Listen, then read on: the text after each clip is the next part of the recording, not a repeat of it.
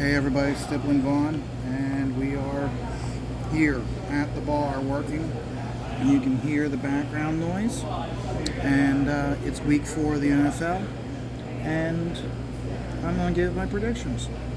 So, I wasn't able to last week because as soon as I came in there playing music and it was loud, and as a result of them playing the music loud, I wasn't able to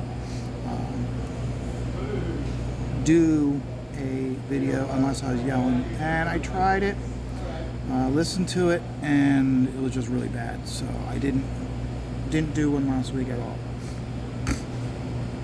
And I've been fighting a cold, so that's why I'm sounding the way I'm sounding. But these are my predictions for week 4. There's no particular order. First is the Panthers versus Dallas.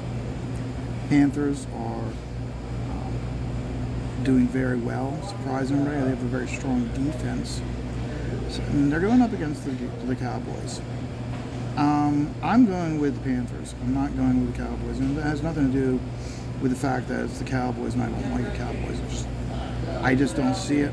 The Panthers are surprising everybody, looking good. And as a result, none of the other teams have really had a chance to really nail down their defense and their weaknesses yet. It's too early in the season.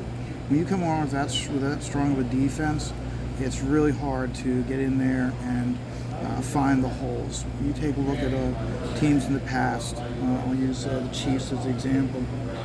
With Mahomes, his first year, it was so hard in the beginning of the season for teams to really get a handle on how he was doing, how the offense was run, and how Mahomes played. It wasn't until the end of the first season that teams were really starting to get a handle on it. So that's how I'm looking at this first game here. And then we have the Chiefs versus the Eagles, and the Chiefs are playing the Eagles in Philadelphia. But the problem is it's the Eagles.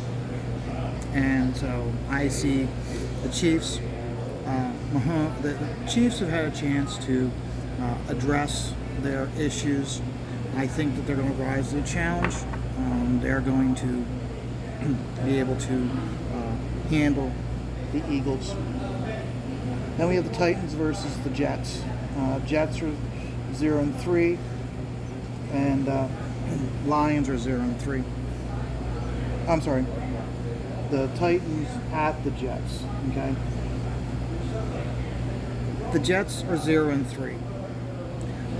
Quite honestly, I think it's time to move the Jets to St. Louis because they're just not doing anything. They need a complete overhaul. They haven't done anything in so many years. It's just the season has. Let me put it this way: I could have told you on day 1 of week 1 that was stick the fork in the Jets, and I wouldn't have been wrong. Next is the Lions and the Bears. And for this whole thing with the Lions, with their season being 0-3, same as the Jets, I think they need to rethink the Thanksgiving Day game. Have it against the Lions versus the Jets, and whoever loses gets the rest of the season off. Because that's going to be a dog of a game, no matter who the Lions play. Make it interesting for us. Okay, you this team lost. You don't have to play the rest of the season. You're that bad. Then we have the Browns, who are 2-1 against the Vikings, are 1-2. With the momentum that the Browns have had lately, when I say lately, I don't mean this season. I mean over the last 2 seasons prior to this. They've got the momentum and they're building. I would definitely would not laugh at the Browns. I mean, you got to keep in mind the Browns have been the laughing stock of the NFL. Hell, they even moved the team when they created the Ravens. They took the franchise away from the Browns, and the Browns had to fight to get it back, to get the franchise back. and they're finally at the point where they're starting to get some respect. When I say respect, I mean respect from the NFL, not from the fans. I think the fans will all, unless you're a Browns fan, are always going to be looking at the Browns going, it's the Browns. Okay, but I'm going to go with the Browns for this one against the Vikings in Minnesota. Washington versus at the Falcons. Both teams are 1-2. This is going to be a battle of mediocrity. Both teams are mediocre. I don't see, regardless of which team wins, it really giving them the build-up moving forward. I just don't see it. Afterwards, we have the Texans at the Bills. Texans are 1-2. Bills are 2-1. Remember, the Bills almost went to the Super Bowl last year. They're on a mission to do that, and they're marching forward with each game. They should have won that game against Steelers in Week 1. They should actually be a 3-0 team. So I just don't see it. So I see the Browns moving. I'm sorry, not the Browns. I see the Bills winning. There's too much going on in Dallas, or not Dallas, with the Texans, for the Texans really to do anything this year. Cardinals and Rams. This is going to be the good game because they're both 3-0. After this game, one of them is going to be 3-1. The other one's going to be 4-0. That's going to be the game to watch. I think that one's going to be the one that we're all going to be. Whether you like either one of these teams, this is going to be the game that you're really going to be watching, and you're going to really see a competitive game, a good game. Steelers, the Packers. Okay, I'll be honest with you. This is the game for the Steelers. If the Steelers are able to beat Green Bay, then they might actually be able to prove that they're worth. They made the right choice with Big Ben, keeping him one extra year. I don't see it. I am a Steelers fan, but I don't see it. I think they made a big mistake with him, and I think that it's going to cost them for the rest of the season. They're going to be. What do you think? Do you think the Steelers are going to win today against the Packers? It's going to be a tough game. I think this is going to be. I think they made a mistake keeping Ben, and this game's going to prove it. I think the Steelers played so bad last week that I think they're going to give them a really good game. That's beautiful, brother. I hope so. Yeah. Yeah, I think they're going to give them a really good game. Well, I hope so, because if not, they might as well stick a fork in that team for the rest of the season. You're exactly right. They all started last year after they went 12-0. Yeah. So, see, that's the type of stuff that I love when I'm here at the bars. I'm just here having fun doing my thing, and I get somebody coming up and taking a look at my stuff, and like I said, you're not able to, you can post as much stuff on social media as you want, but when you get out here in the public and you get somebody walking up to you who doesn't know anything about art, and they're complimenting you on this, on what you're doing, okay? That's real. Okay, that's the reason why is when I could post this stuff and have so many naysayers putting me down on what I'm doing. That's one of those words. It's easy to critique and hide behind a keyboard, but when you're out here in real life talking to people, you get real responses, and it's one of those words. I do get people that put me down because of what I do, but then I get the average person who doesn't know anything about artwork coming up to me and complimenting me like that. I mean, it's one of those words hey, I'm doing something right. I'm doing a good job. So, okay, we only have about 2 games left here. First is the Ravens at the Broncos. Remember, it's in Denver. Steelers have been they've been okay, but the Broncos are 3-0. So I can see the Broncos winning against the Ravens. The way that division's working out, it's one of those where it's like Ravens aren't looking good, Steelers aren't looking good. I'm seeing that the heavyweight from that division being the Browns.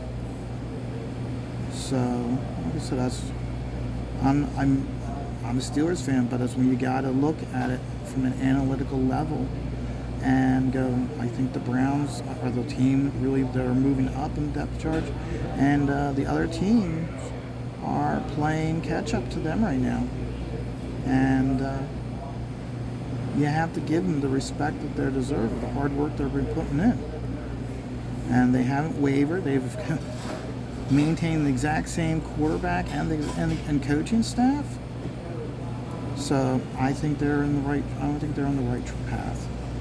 And then lastly, we've got the Buccaneers versus the Patriots in